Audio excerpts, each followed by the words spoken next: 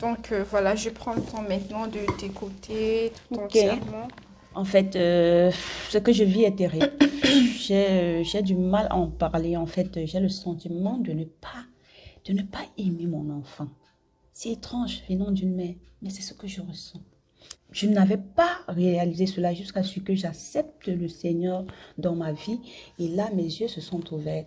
Comme la parole de Dieu le dit, le Saint-Esprit nous rend conscients du péché et du jugement. Donc, je pense que ça doit être cela. Je veux que tu essaies un peu de me faire comprendre. J'arrive pas. C'est bien, j'apprécie déjà le fait que tu en parles parce que vraiment beaucoup restent cachés dans le coin et qui supportent tout ça, qui n'arrivent pas à l'exprimer parce que certainement ils ont peur d'être jugés. Mais ce sont des situations où il faut en parler, surtout à des personnes où Dieu vraiment te conduit Effectivement. et qui sauront donner vraiment des solutions qui viennent de Dieu parce que Dieu seul peut nous comprendre. Donc, ce sont des choses parfois qui sont liées à quelque chose qu'on a vécu dans le passé, dans l'enfance et tout. Et le Seigneur est là en fait. Donc, je rends grâce à Dieu que tu aies le courage d'en parler. Déjà, avant la prière du salut, pour moi, cela semblait normal. Pour moi, c'était par amour, en fait. Tu vois, je ne savais pas qu'il y avait aussi cruel dedans. Mais après la prière du salut, eh, comme on l'a dit tout à l'heure, le Saint-Esprit nous rend conscients du péché et du jugement.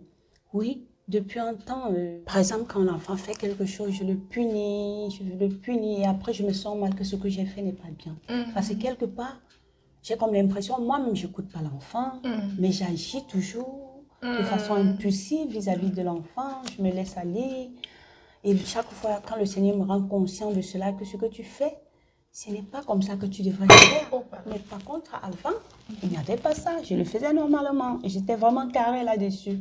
Oui, mais franchement, ça m'écoeure beaucoup parce que je t'assure, ma soeur, quand la parole de Dieu, c'est la parole de Dieu, mais quand le Seigneur laisse éclore cette vérité en toi, tu as l'impression qu'il y a de l'eau bouillante à l'intérieur de ton corps.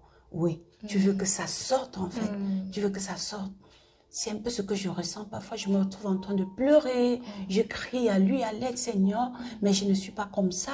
J'aime mes enfants. Ce n'est pas de ça qu'il est question. Je veux mieux faire.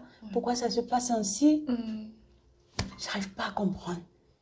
Ça veut dire on peut faire quelque chose en croyant faire du bien. Mais le Seigneur, comme on dit, c'est lui seul qui sonde de la profondeur. Oh my goodness. Ça, franchement, je dois guérir de ça. Parfois, je me demande, mais pourquoi ça?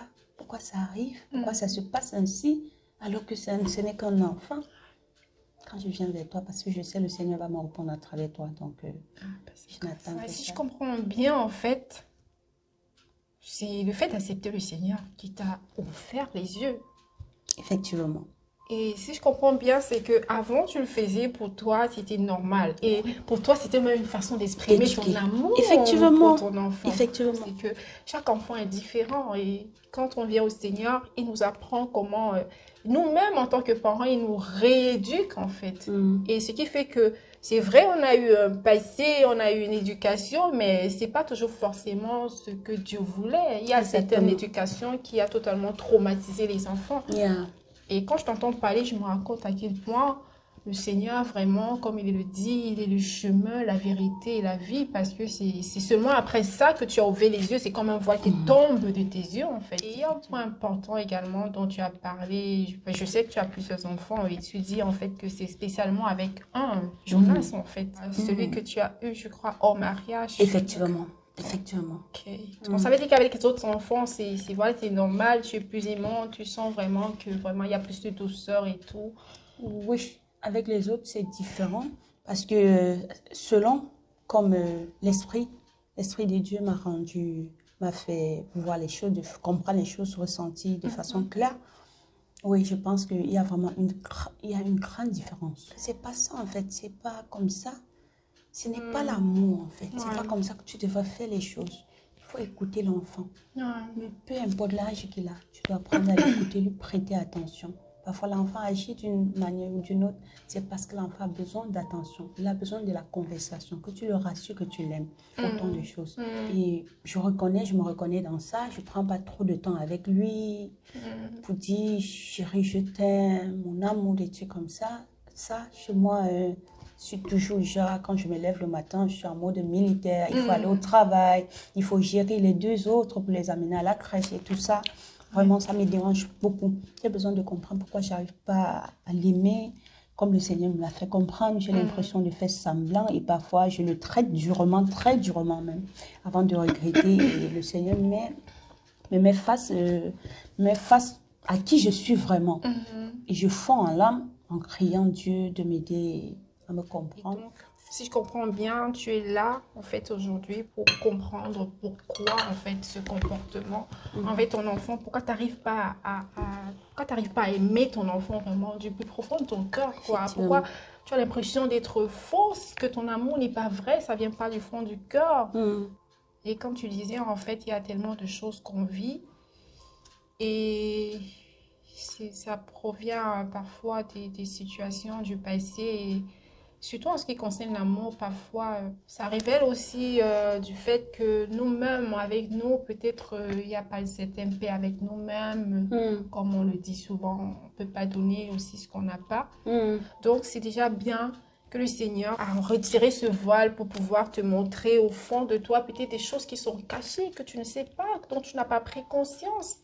Et là, quand il le fait, c'est pour que tu viennes davantage dans sa présence, en fait. Et que tu viennes lui poser les questions, que tu viennes soupirer après lui.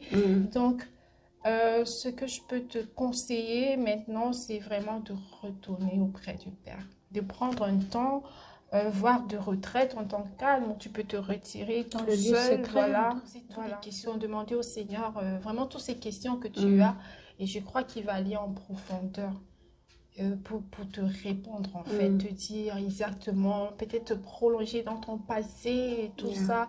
Et fais beaucoup attention aux rêves que tu vas recevoir durant ce moment, également à ce que tu vas recevoir de ton entourage et tout, parce que Dieu parle tantôt d'une manière, tantôt d'une autre. Et parfois, on a le cœur tellement endurci, justement, parce que la douleur est encore là. Parfois, on n'a pas encore eu à pardonner certaines personnes. Et je ne sais pas si ça a été le cas avec le père de puisque maintenant, tu es dans une nouvelle relation et que ce soit seulement avec cet enfant que tu as eu vraiment en mariage. Exactement. Donc, c'est tout ça qu'il faut travailler, en fait. Et c'est vraiment le Seigneur qui peut nous aider vraiment à savoir, à nous dire, voilà, peut-être c'est parce qu'il y a un manque de pardon, il y a peut-être l'amertume, il y a des choses, il y a ceci. Peut-être avec ton enfance, tu fais également la liaison. Pour le Seigneur va t'aider, en fait, dans ces moments, alors que tu vas créer à lui, vraiment, qui te révèle les choses profondes et cachées que tu ne connaissais pas, pour savoir comment faire pour la suite. C'est vraiment pertinent ce que tu dis là. Et là, tu attiré mon attention sur plusieurs points, d'ailleurs. Plusieurs points. Pardon, le pardon et tout ça. C'est des points vraiment très, très essentiels. On comprend jusqu'au point où le non-pardon peut nous conduire. En fait. Ah, ça. Je pense que ça doit être le point clé même. À cause des blessures du passé et la façon dont tu as dû porter cette blessure-là. Parfois, tu te retrouves en train de faire des choses dont tu n'avais pas, je ne sais pas. Oui, donc tu ne voulais même pas faire, sans même t'en rendre compte. C'est comme si c'est quelqu'un d'autre qui vit en toi. Ce n'est pas toi qui vis, en fait. Oui, c'est ça, en fait, comme tu le dis. Ce que j'aime vraiment avec ces façons de s'entretenir, c'est que plus tu parles, plus il y a des choses qui se réveillent déjà. Toi-même, en fait, tu te rends compte, en fait, tu vois, ça monte dans ton cœur. Et c'est aussi ça, en fait, le coaching, ce que ça fait. Cette chose au fond de toi, c'est justement un appel au changement. Voilà, donc, et on ne peut pas se changer soi-même. Hein, donc, par expérience, essayer de le faire soi-même, ça apporte beaucoup de frustration. C'est pourquoi il faut être dans sa présence, écouter les instructions qu'il va te donner et pas seulement écouter, mais les mettre en pratique. C'est très important parce que Dieu, il est là, la seule capacité de nous changer. C'est lui qui peut le faire, mais nous avons notre devoir de collaborer avec lui. Effectivement, il faut d'abord accepter que la chose y est et quand tu acceptes directement, les portes s'ouvrent et te révèlent les choses dont toi-même tu ignorais. Ça, c'est une vérité absolue. On ne peut qu'à rendre gloire à Dieu pour ce moment. Vraiment, à quel point le non-pardon peut vraiment nous emprisonner. Tellement. nous détruit de l'intérieur. Quand je viens ici, je ne sors jamais les manger. Amen. Ah oui.